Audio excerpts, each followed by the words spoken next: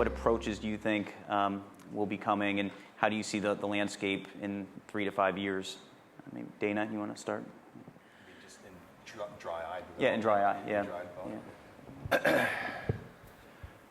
It's really tricky to predict here. I think that, I mean, we heard today, I was actually impressed with a lot of the research that's going on, and because, you know, as a venture guy, you look at it and you try to put a reductionist spin to everything and say, this is like any other investment. It's you know, it's just the eye, and you know, but then you realize how complicated it is. You know, looking at Darling Dart stuff and on the innervation patterns and things like that, and just to see how complex the organ really is, I can only predict that we might be able to compartmentalize the opportunities and dissect them out as we know more of the mechanistic levels, whether it's coming from the immunology side, whether it's coming from sensory physiology side or whatever. So I think all of that's useful data. And somebody mentioned earlier, which I thought was a great comment, that you do these clinical trials, and even if they're failing, that data is useful. And you know, to review it again and to use that database to go ahead forward, I think that can only help in the long run. But it's pretty hard to predict whether it's going to come from inflammation, whether it's going to come from a TRAC compound or whatever.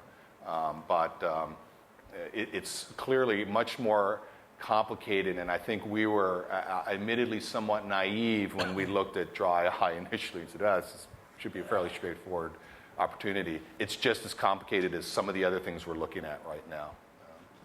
Steve or Cedric, any thoughts? Sure, I think that if I were to crystal ball it, then don't hold it against me. I think that the next 5 years, I would say there will be most likely another, let's say, anti-inflammatory compound / immunomodulator compound approved. I don't know which one it will be. Will it be an IL-17, IL-1? I don't know. Maybe not approved, but with, let's say, at least phase 2 data. There will be a mucin secretagogue of some sort with good data on the way towards approval. And then the third thing I would say is I think the disease itself may be classified in sub-diseases, potentially, or at least we'll be going towards the trend where maybe there is inflammation, predominant dry eye, there is, you know, the various types that were mentioned this morning. So there is a greater understanding, perhaps of a questionnaire or the way to segment patients so that you're able to work or develop a drug against a certain subtype. I don't know about devices. There's a couple of devices in development for dry eye. One of the companies here, iGate, has an iontophoresis device that delivers a corticosteroid. We're not an investor in the company, and I'm not commenting on the company per se, but there's punctal plug, not punctal plugs, but the other devices. I'm not so sure about that. The device investments, and when you combine a drug with a device, are complicated. It really depends on what happens with some of the drug device combinations out there to see if they will be actually